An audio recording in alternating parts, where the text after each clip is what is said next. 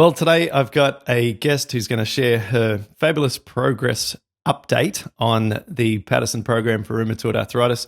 We've met personally when I put on an event in Florida. She came to the event and actually stole the show early on by kind of grabbing the microphone and say, listen, everyone, you got to make sure you pay attention throughout this whole event, because I am a living, breathing example of what can be achieved if you follow the Paddison program. And we have known each other prior to that event because she's a loved and highly contributing member of our online support forum, where I've been following her progress and assisting with some of the decisions over the past 12 months. I think it's been 12 months around about exactly, hasn't it, Kerry Ann?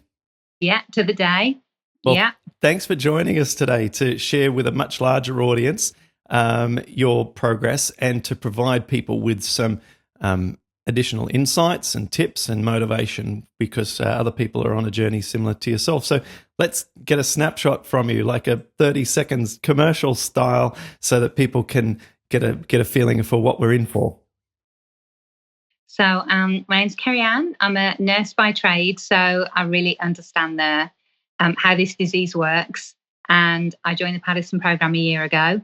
My aim was to come off my medications, and we're on the journey. And it has been a life-changing experience, both from the lifestyle that our family has created to the level of support from the forum and from Clint, to completely take hold of this disease and say, you know what, I don't want this in my life. I'm going to make the change. Yes, and you've influenced a lot of people with your own progress as well. So I want to cover that in this call as well. Just give us a feeling of how far you've come with your medications. So when I started the program a year ago, I'd been sick for quite a few years before. I actually, in 2014, got a bowel infection called Clostridium difficile, one of the biggest hospital-acquired infections actually in the country, that can kill people. And I was really sick. I was in the hospital for a week, and I was given antibiotics for 3 months that I didn't know at the time completely wiped my whole gut out. Yeah, that's it. That's the defining moment. Mm-hmm. Mm-hmm. And I got better from the C. diff, but I just never got better. Yeah. And I lived for the next 3 years. I just knew, being medical, that something was brewing, but just couldn't put my finger on it. The fatigue, and I just felt terrible all the time, getting out of bed, everything. And then one day my joints just popped, and I went from having movement to not having movement. I was lucky that a very dear colleague of mine has lupus, and she said immediately, you need to see my rheumatologist. I was in within a week. And it took them a year to diagnose, because they didn't want to diagnose too quickly. But because I was seronegative, they diagnosed rheumatoid arthritis. And so initially my meds went up really quickly. So I was on, since the C. diff, I was on tons of medication for my GI tract. I had terrible acid heartburn. I was on gut motility medication. Then she started me on the Plaquenil. That went up to maximum dose of 300 milligrams daily. Then my methotrexate started at 2.5 and worked its way up in increments all the way to the maximum dose of 20 milligrams a week. Yeah. So I was on a lot of medications. And to be honest, I was functioning, but I still wasn't, I was at 85%. I just, I was walking in the morning to the bathroom on my heels, couldn't put my toes down, couldn't do my buttons up, and my hands and my feet were really my real trouble. Yep. And I went back to her and I said, I still can't manage. And she said, all right, so it's time to talk about a biologic. And the thought of starting a third one, I'd just turned 40 at the time, and I have a young family. And I said to my husband, I'll get 10 years, and then where am I going to go? And so I do what every good nurse scholar does.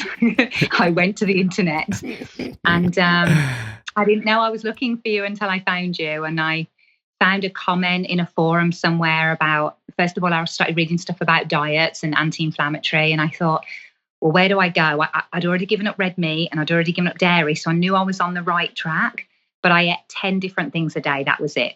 Lots and lots of sugar, lots of stuff that was cooked in oil. And even though I ate 10 things, I didn't realize there were probably the 10 worst things I could be eating. And, everything else either gave me terrible diarrhea or it was really a mess. And then I found you and I was like, let me check out this TED Talk. And I watched your TED Talk and I said to my husband, this is it. And he smirked. He says, but you only eat peas as a vegetable and you're going to change completely to this like plant-based life. And I was like, yeah, I'm going to do this. Well, he was like, okay, dear, thinking it would be like a day or two. I said, look at this guy, look what he's done. And my husband says, anything you want. So I had his support from day one after the initial small smirk. Yeah. And we went out and he went big style. He went and bought me a juicer. He went and got everything I needed and gave me my first celery and cucumber juice, which I didn't really like at all. And we started our journey together. And, that's the start. I remember a week or two after starting the program, we'd got a vacation booked at the beach and we'd got a condo. And my husband looked at me and he went, so are we taking it all with us? And I was like, I guess we are. So the quinoa packets and all the grains and the juicer. Have you ever done that? I mean, it was a little crazy. Yeah, absolutely. We used to travel with a rice cooker and a juicer, and as you said, actual packets of the pseudo grains and various things. In fact, one time we were traveling on a bit of a road trip. And I used to have a Mazda MX-5. So in the States, it's called a Miata. It's one of these 2 doors, sports cars. And I purchased that in my early 20s because I was part of the tech kind of explosion. So all the young guys who were good in the tech field were getting stock options and all this stuff. Unfortunately, I lost virtually all my money in the tech collapse, the bubble in 2000. But I had enough money to buy this new sports car. And so I'm getting around in this car. Anyway, when Melissa entered my life and I had, working through this condition, we traveled on this road trip and we had everything packed into this tiny sports car in every nook and cranny with the hood pulled over the top, right? Anyway, we took the rice cooker and throughout the entire journey, we could hear this noise and it was like, ding, ding, ding. And for the first 2 hours, we didn't know what it was. So I was checking the car and stuff. It's like, ding, ding. And then we get to like a service station or something and we looking around and then we realize it's the stupid button on the rice cooker that every time I'd go over a bump, the little thing would, the little bell would hit the metal would hit together. And boy, that trip, we laugh about that trip all the time when we drive to Orange. I drive to my sister's place. That we don't have to put up with that stupid ding because we couldn't fix it. It was the bottom of a huge pile of stuff, and in a tiny car, you hear everything. So, oh yeah, rice cooker on cruise ships. I used to have a rice cooker going on a cruise ship, and on the first day, I put the rice cooker in my room. I turned it on, and I was cooking brown rice, right? And then I left my room. I went and did something else, and brown rice takes about 40 minutes, right? So I come back 40 minutes later. And I walk in the corridor, and a corridor on a cruise ship, goes on for a very long way. Like it might be, 100 meters long, the corridor. And I entered at one end and could smell that earthy, nutty flavor of brown rice from the other end of the entire corridor. And I'm like, God, I'm not going to be able to hide this entire trip. So I got to be more cautious about this. So, yeah, I had to time my rice cooking because you're not allowed to cook in the rooms, obviously. Mm-hmm. But when you're on a mission, you take matters into your own hands, and you got to break the rules sometimes if you got to get well, because the rules are stacked against you on things like cruise ships and when you get away from your house. So I totally relate to your story shortly after you started the program and traveling with all that stuff. Mm-hmm. Well, when I went on the cruise this year, they were amazing. They cooked everything Paddison program, and they had a juice bar. And the definition of a vacation for me is 7 days of juices without washing the juicer. Amen to that. That's the biggest problem, isn't it, with the juicers? Cleaning the damn thing. If Yeah, it could self-clean, if someone can make a self-cleaning juicer, we should do that. yeah, Hmm. that's the solution of My juicer kind of cleans itself because I have my husband, and he's normally the one that's giving it a good wash afterwards. He's a good man. yeah, beautiful. All right, so you went. We'll return to your story where you're a Yeah. few weeks into the program. Obviously, you're making some progress because you're sticking with it and you're taking all the stuff with you on your trip. How did things go from that point onwards? So interestingly, the first thing that it affected was my GI tract. So the first couple of days, I remember going on the forum and saying, my stomach is as tight as a drum. Is this meant to happen? And you were so kind. You let me know about the bacteria and you were like, just stick with it. And then I got to day 7 and I can tell you, I can remember it like it was yesterday. I clicked onto your day 7 video. And anyone that starts the program, when you get to that video, and I was like, okay, I think I might be done. And you were like, you think you're done? You're not done. This is the day you have to continue. And I was like, oh, that's just what I needed to hear. It was like he's reading my mind. And I said to my husband, you have to come see this video because Kint says this is normal and I need to carry on. And he goes, well, you listen to the man. I said, okay. So we got past the day 7 and something amazing happened with the cucumber and the celery juices. All my heartburn went away. Like I started saying to my husband, I don't feel heartburn. I'm not burping. When the stomach bloating started to go away. And I went to see my GI doc and he's like, well, this is great. We need to get you off your meds. So the first thing that happened was all my GI meds. The whole cocktail of them came off. So that took about a month, if that. And I've not been back on them since, which, it's pretty incredible when every time you get some chest pain, you're like, I'm having a heart attack, and the wind pain in the back and all of that went. I mean, that in itself was amazing. So those nice alkalizing juices. And then and the acid reflux. What about the acid reflux? Yeah, went away with it. It's incredible. And, the cocktail of meds I was on for that before, that in itself was amazing because you have the after effects of that causing diarrhea and things, you get into that vicious cycle. And so to be able to break that and, I was eating stuff I'd never even dreamed of, like green stuff. And I was thinking that was going to upset me. In fact, that didn't. I mean, it was the opposite. And I fell in love with it. I was just laughing when you said about that nutty flavour, because when you cook buckwheat for the first time, that's pretty special. And I was like, oh, I'm going to eat some dirt. This is going to be great. And your taste buds, you can taste everything. As soon as I stopped the sugar and I stopped the artificial stuff, my children do not like you, though, because we cleaned the whole house out. I said, I'm not having it in the house.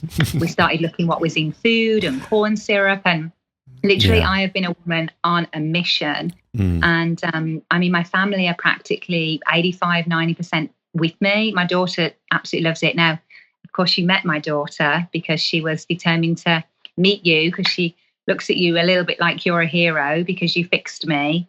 And she came and spoke as well because she didn't want to miss you talking. And she was 11 when I went on the program. She's 12 now, and she tells everyone about it.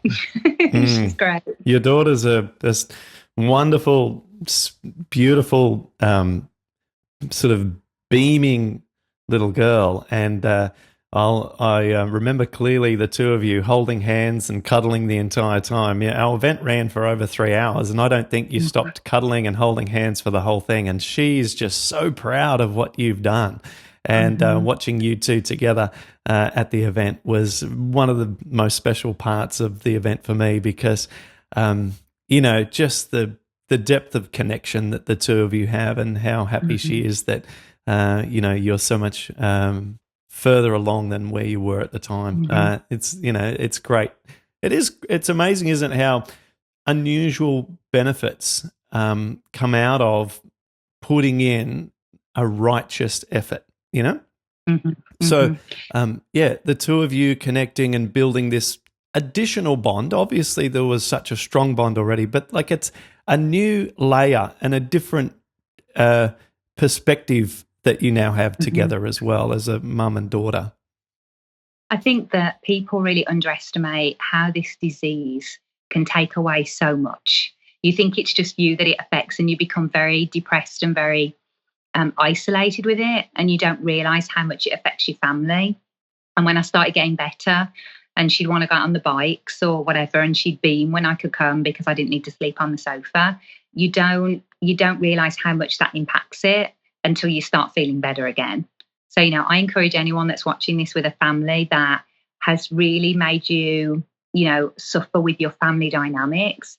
This program was for all of us. This program wasn't just for me. Yeah, nice. Well, tell us, I want to hear about how your family, not just your the people you live with, but also others have benefited. But also, I want to hear the rest of your story up until the end of your first 12 months, which is where you're up to at the moment. So the first 30 days, I pretty much stuck religiously until for the first section in the program, except I really, really wanted to try oats because someone told me oats with blueberries tasted like a blueberry muffin. And I think I was on day 21 and I was like, I'm so naughty. I'm a rebel. I'm going there 9 days early. And I had this small bowl of oats with blueberries and it was just delicious. And I was just waiting. See, I'm very lucky because I can eat something. If it doesn't agree with me, my stomach swells and then my joints pop the next day. So I'm not someone that has to wait 24 hours to see if it affects me. Pretty much know what affects me and what doesn't. And the oats didn't do anything to me. And I was so happy. And then I confessed it on the program and you were like, well, that's okay. You can start early. You just have to monitor it. But then I didn't want to eat them then for 10 days because I thought I was going to push my luck. But now I have them every morning. I have the biggest bowl of oats. That's a lot of my protein that I get. And I add a little bit of honey and I add blueberries and it's just sets me up for the day. So I think that was an early introduction though. I mean, oats, you told me, were quite significant. Oh, oats took me forever. Like oats took me a couple of years and that's not uncommon. Yeah, so, definitely it just, with your particular set of circumstances, you're able to tolerate them after a month, which is great. And we should be looking and pushing forward with our food reintroductions because I believe I sat far too long before trying to reintroduce things. I was on the baseline foods for most part of a year, and that's just nuts when I realized that when I tried something else a year later, I didn't have any additional pain. I thought, hey, could I have tried this months ago? For me it was basmati rice. And I was so conservative that I only tried the basmati rice at home because on some special occasions we were out at night. And for like a birthday for myself or for Melissa, we would go to an Indian restaurant and of course they serve everything on rice. And so I would have just a little bit of dal and mostly rice. I would sort of basically like eat rice with like dal flavoring, because I was concerned with having, anything eating out at that time. And then I'd find the next day, you know what, I'm okay. And so then that's when I said, okay, look, I'm going to try basmati rice, and that was fine. And then the reintroductions came quite quickly after that. Like, given that I'd been so slow prior to that, I found them to be significantly quite quick after that. So yes, look, we should be pushing forward with the reintroductions, and if you're able to do oats after a month, that's great. I think oats are a wonderful food for breakfast. That's what my family have for breakfast, and I consider oats to be an insurance food. It's like putting you're insuring your body against potential problems. For people some people, this is more for listeners than relevant to our situation. But what you can find is that because oats are slightly acidifying, I see that sometimes oat inflammation or inflammation resulting from oats can be a creep effect. So after a week or two of eating oats, people feel sometimes that their body pain levels have crept up without noticing any particular change. And often in that situation, I say take out the oats just for a couple of days and you might find that things settle again. and then reintroduce them again. They might be right on that border of acid-alkaline Mhm. balance, and that particular intervention can often be enough, not to stop oats completely, but just take a day or two off them, and that might be fine, and then reintroduce them again. And slowly with time, the body may be able to adjust and accommodate them. And eat more leafy greens, because then that will alkalize the body and offset the acid. I was just going to say, before I eat them, I always have my juice, and I have not deferred away from my juice at all. And I think it's really easy to do that when you get into it and you're like, oh, I can't be bothered with the juice. It's a pain to get the juicer out and wash it every day. Yep. And I think that would be easy to do. I know that was one thing my mom and I kind of talked about, because she started with her juices and then she kind of, oh, it's such a faff. Yeah. But because I do that, that might be why I Absolutely. have such love Yeah, with the oats. I Because my believe juices so. are like this. Yes, Yeah. that's a great insight. The alkalization through the green juices, they're so alkalizing because they're mineral rich. Mhm. So, okay, excellent. Yeah, so there we go. Mhm. We got some good points here. If people are right on the borderline with their oats or wanting to try oats, do it, but keep up your green juices, or add That's right. another green juice maybe throughout the day. Excellent. Okay, so you've made the progress with the oats, which is Yeah. providing a wonderful bacterial growth platform. And then what happened after that? So, of course, then there was the first visit to the rheumatologist. I saw the ARMP the first time I went. She just took a copy and said, interesting, I'll scan it into your record for you. And that was pretty much the level of interest. She made a comment of, well, I guess, it did start with a bowel insult for you, so that might be why this may work for you, but probably wouldn't work for other people with rheumatoid arthritis. And I remember your response on the forum, and we'll say polite, but you basically said, that doesn't surprise me. Carry on. I was like, okay. And then I met with my rheumatologist a little bit after that, and she was okay. I mean, she just was just very hesitant about doing things quickly. So I kind of worked with her, and I kind of made sure that the group on the forum is amazing. I particularly love Andy, because he's from England and I'm from England, and I love his posts, and he's always like, keep going. And I just think that's awesome. It's just very supportive, which I like. But we started going down with the methotrexate. So I went from 20, and then 4 weeks later down to 17.5. Then a couple of weeks later, 4 weeks later, 15, 12.5, 10, 7.5, 5, sat around 2.5. So at the moment, I'm between 2.5 and 5. I'm actually due to go back from 5 to 2.5 in a couple of weeks. And it feels incredible, because methotrexate gives me really, really bad canker sores. And they are as debilitating to me as anything, because I can't eat.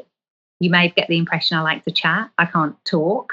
It hurts too much. I don't know whether you've ever had them, but they are the most horrific thing.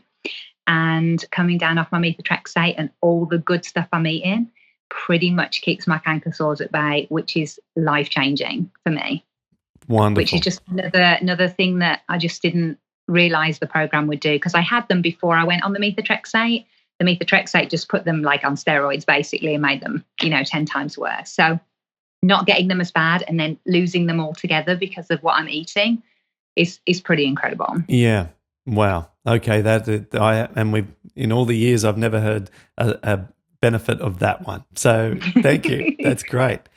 Awesome. Okay, so you've done tremendously well with your methotrexate reduction. Obviously, your rheumatologist is happy with your blood results and happy with how your joints are, and sort of overseeing that process. So this is fabulous stuff. Now, tell us. I'd like to know a couple of things. I'd like to know whether or not there were any other things that were interesting for audience with regards to your oat introduction or exercise or supplements. Was there any sort of insights here that people should know about that you do, that you think that it'd be important for them to be aware of if they're not getting as good a results? So my primary care physician was wonderful. She was super supportive. My cardiologist is brilliant. He's vegan himself. So, I got a lot of support from, you say I have so many different specialties, obviously we do with this disease. But they wanted to make sure I got enough of what I was eating. So originally, I didn't realize the reason I went into the hospital very first was numbness and psych paralysis kind of symptoms. It turns out I had a B12 deficiency. So this diet I have to be really careful of because I already have a deficiency. So I take supplements and a monthly injection, which my primary care physician monitors. I found that adding turmeric was extremely helpful from a anti-inflammatory perspective. And then I take a prebiotic soluble fiber, which really helps with absorption, and it helps me with my nutrients, and it helps with my bowel issues, and I do really well with that. And I take a very natural-based multivitamin, which is, once again, to make sure I get my vitamin D, which we can suffer with. I know living in Florida, you would think I just need to stand outside the porch, but I do suffer with that. And then my primary care physician is extremely supportive, and they just monitor my labs and make sure I'm getting everything that I need.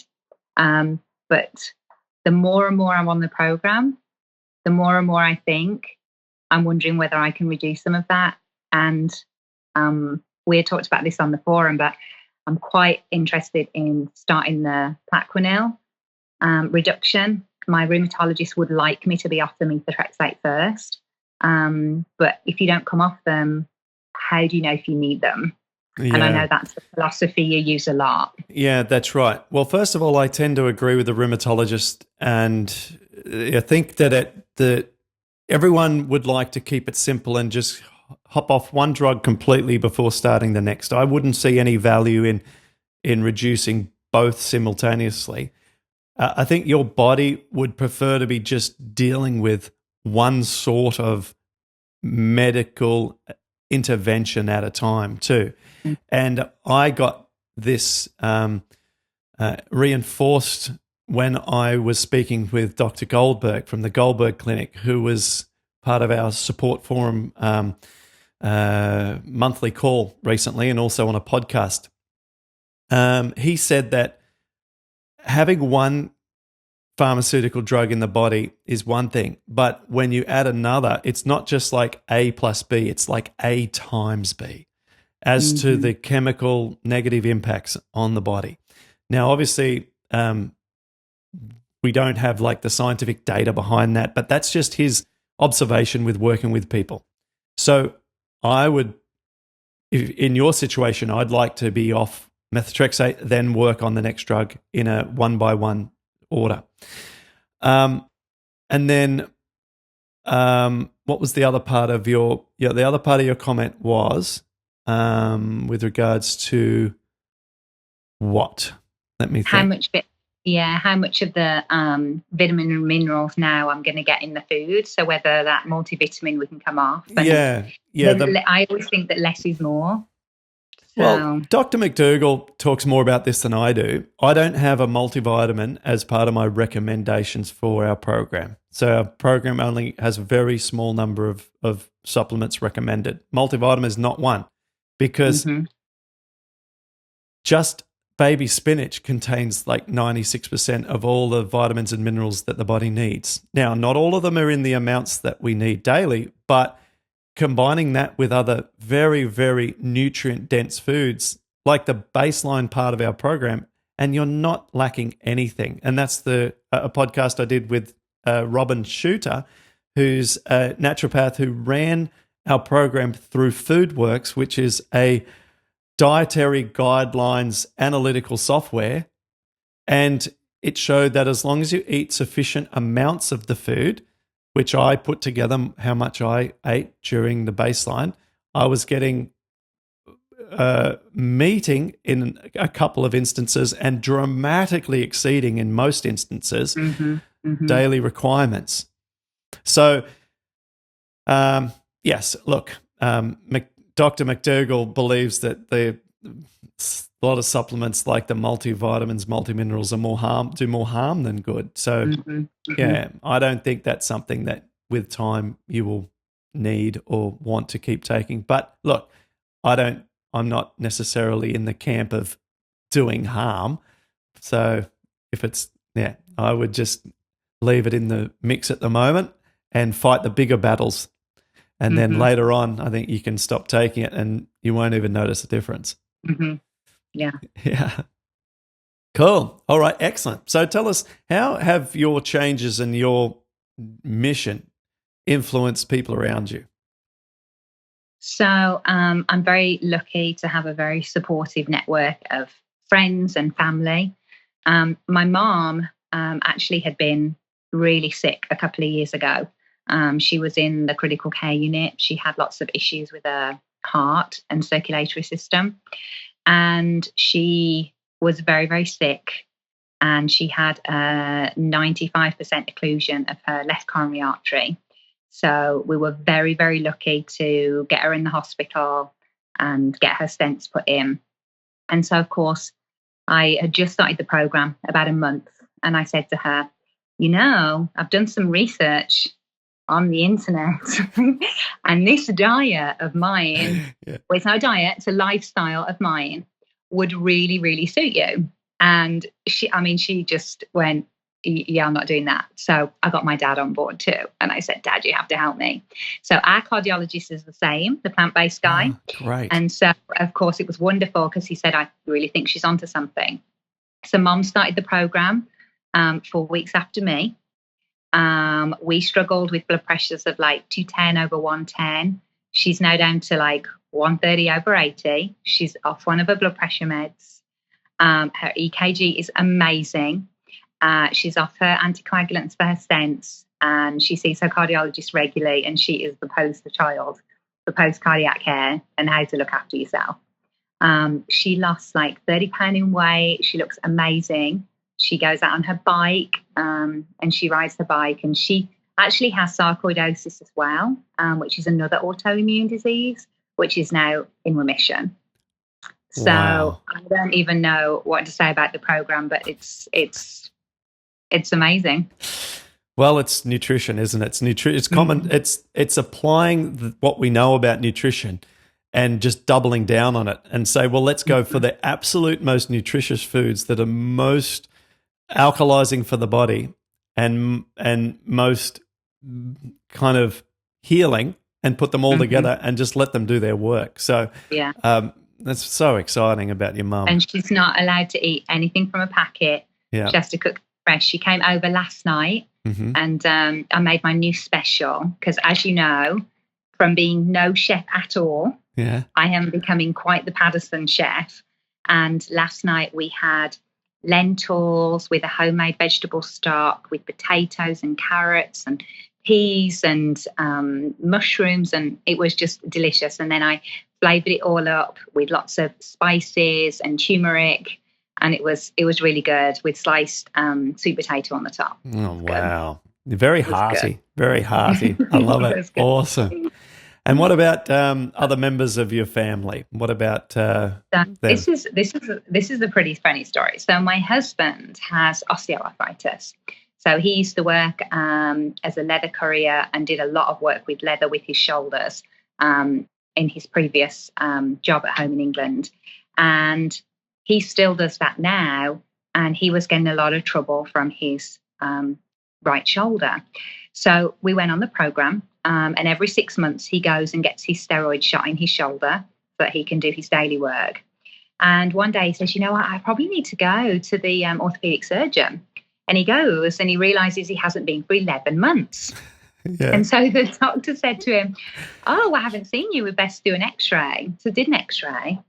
And the surgeon said, what have you been doing? Are you taking new medications? And Sean goes, no. And he says, well, I don't understand it. The x-ray looks better in the disease process than it did the last time you were here 11 months ago. And he says, well, the wife makes me eat all this plant-based stuff. He says, and no meat. And he said, I have heard about this. And this orthopedic surgeon has heard about joint regeneration from eating all the right stuff, and actually saw it on an x-ray of my husband's shoulder, which I just think is mind-blowing. Yeah, that is absolutely awesome. I've only heard of this one other time from a client. Yeah, that's absolutely awesome. It's when you see a scan that shows improvement, it's pretty mind Hmm. blowing, isn't it? Yeah, it really Yeah. is. So he's a convert as well. So he loves it. He tries to sneak my juices in the morning now. So I think we need to speak to him about that. I need a bigger juice. Right? Awesome. Yeah, it just sprung to mind who the other guest was on our show. It was Sean, who did 2 episodes. And Sean's an Australian. If people want to go back and listen to this, Sean's episode was about a year or so ago. And yes, his rheumatologist looked at his X-rays, and same thing, just this silence. And he put them up and he turned them over and flipped them around and just could not understand how this could have happened. But he has had regeneration as well. Mm-hmm. So yes, it's tremendous. Awesome. All right. Well, and finally, what about at your work? So I work with, just check that's there. So I'm a nurse by trade. And so I work with a lot of nurses who pretty much have got on the train of plant-based living.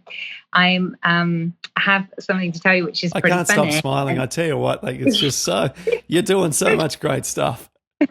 Well, you're going to love this one. So a really good friend of mine is the the director over food and nutrition in the hospital. And I keep in her ear and showing her what I'm eating. For the last 4 weeks, we have had meat-free Mondays. Wow. And she's been cooking meat-free stations. And today's a Monday. Today was quinoa bowls that she made a cashew sauce. That's what we had for dinner last night. It was incredible. And a couple of weeks ago, she did cauliflower steaks on top of mashed sweet potato, topped with pumpkin seeds. And I was like, Clint would be very impressed with you. So, and everyone's standing up. So the station gets done in the middle of the cafeteria, and there's like a line all the way around it. And then all my friends or people I work with are texting me pictures. Look what I'm eating, because I'm like, as you can see from my t-shirt, I don't know that you can see it, herbivore. Beautiful. So I carry my plant-based very seriously. Yeah. But a lot of I've got my colleagues that I'm very close to, they pretty much have all got on the boat with it, and they're eating so much more healthy, and we switch recipes, and I cook my brownies for them, which are made of dates. So I think I bought some for you to try. I know one of your daughters really liked them. I've devoured them myself. Yeah. Courtesy so there of was you. Thank you. Yeah, so sunflower kernels with dates and just, tons of flavour in there, and oat flour.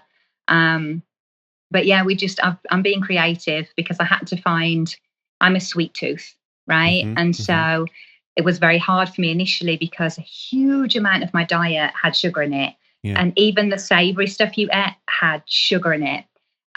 So it was pretty cool. The first 4 weeks, I'm an English woman who drank 8 cups of tea a day with caffeine. I went to no caffeine, no sugar.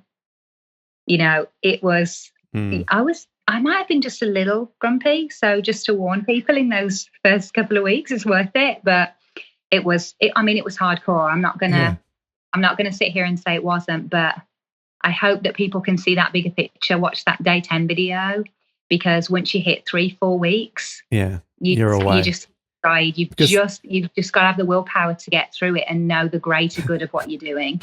That's right. Because when the gut bacteria change so that they're not battling you internally, they're on board, and then your results start to come through. And then you've got this external reinforcement, no internal resistance, some slight adjustment to your taste buds, and you can start to see, hang on a second, I'm getting the hang of this. It becomes habitual. You realize that the transition period is behind you, and then it's like, well, why can't I just keep doing this for a bit longer? Definitely the hard part. I describe the transition onto it as when we're going one way down a road But then we realize we actually need to be going the opposite direction on the road, and we have to cross over the median strip. So we're like, boom, boom, boom, boom, boom, boom, boom. That's exactly We're going what over it the is. concrete thing in the center, and then we're crossing over the landscaping. I think I hit a post on the way over as well. And then we get on the other side, and then we've got to accelerate again and get up to full speed. And that whole process can take weeks, sometimes a month or two. It's very rocky, very bumpy, and we get all sorts of challenges come up through that time. But once we're on the highway, an analogy for you, when you're going on that fast road, you're still going to hit some bends, right? And so what I do when I hit my bends is I go straight back to base foods. So if I have a rough day, 2 days of base foods, lots of sweet potato, I reset myself. Yep. And then I can start again, because I think you got to know your body enough when to reset. I remember trying almonds 3 times over the last year, and every single time my body goes, this is not for you, stop. So I had to reset and start again. So there's going to be stuff that does not agree with you, and we're all different. And I see on the forum what one person can eat, another can't. And you just got to just take your time, see it, reset and go. But the big Achilles heel for me is eating out, because I didn't realize how they prepare it, what they do. And they can tell me they've not cooked it in oil. They can tell me that it's plant-based and it's fresh. And I can tell you within 2 mouthfuls, I'm like, well, first of all, it's got oil. And second of all, it's not fresh. Yeah, right. And it's amazing. Yeah. So you have to be really careful when you eat out, because we ate out a lot before, and that has been a big change for us. Yeah. So now we do takeout, and so the family can still like have little treats if they want them. And then I can cook my own, and we can still eat together as a family. You just have to find those different ways. But eating out was a challenge initially. It's better now because I know what I'm doing. Yeah. And you feel terrible asking, oh, could you do this? And could you do this? And could you do this? And like, they're going to think I'm a real pain. Yeah. But now I've got more confident with it. I just give them the worst case scenario. So this is going to happen if I get it. And they just go, oh, yeah, okay, we're not going to do that. Yeah. No, absolutely. Yep. So, the eating out thing, it's a challenge. There's no doubt about it. You end up finding a local restaurant that understands and gets you, and then you can order a specific food from the menu from that specific restaurant, and you've got that one ticked. But if you've got 3 local scenarios like that, you're doing well. One's probably not bad going, eating out once with a specific menu item from one restaurant. Yeah. Two's going really well, and 3, you're well above average. But when we eat out, knowing that we got a place we can go to every other week or something, that's plenty for our family. Yeah. Take your kids to a restaurant as well is not the greatest experience. So when or alternatively, you can go on a Royal Caribbean cruise and take your paper. And I gave it to the maitre d', and they cooked everything off it. It was amazing. Yeah. So that's a big shout out for them, because they did an amazing job with the program. And I would go back tomorrow because I know I can go and I can eat. And I hear that all the time, and not just Royal Caribbean. The only one that you're going to struggle with is Disney cruises. Disney cruises are not friendly for what we need in terms of dietary requirements. They're obviously great. They are fantastic for many other things. But recent feedback has been that it was very challenging to eat anything remotely healthy for one of my clients on a recent trip. But obviously the mouse is overrated then, so we're going to stick with Royal Caribbean. But look, Disney's cruise offers a lot of other things. But if you're concerned with your foods, then there are other ships that are probably going to cater better. Well, Kerry Ann, thank you so much for sharing all of this fabulous news. It feels good to be doing good, and that's what you're doing. Not just doing good with your body, but you're doing good in the world, doing good helping your family, doing good influencing your colleagues, and doing good by sharing your story here. And hopefully there's people have gotten a lot out of this and are motivated, whether it be just to stay on track or whether it be to implement some of the things you've told them. Maybe it's like forgotten knowledge. I better get back onto my green juices, or a way of adjusting some of the aspects of what they're doing. Maybe people are motivated to try oats and offset the little bit of an acid bump with some alkalizing juice or a few extra greens or something. So very valuable. And I just want to say thanks again for being with me today. Well, let me take this opportunity, because I know I speak for everyone in the forum. Thank you for what you went through to help us. And thank you for answering every single message I've ever posted on the forum. I've never felt alone in this journey once, not with the fabulous people that are on the forum and yourself. And so this is our opportunity to say thank you. And I'm on the forum. If anyone wants to reach out, if you want my brownie recipe, just reach out. It's all good. Awesome. Yes, that's great. Well, I'm sure people will do that. I can definitely give it 2 thumbs up. So thank you, Kerry Ann. All right. Thanks, Clint.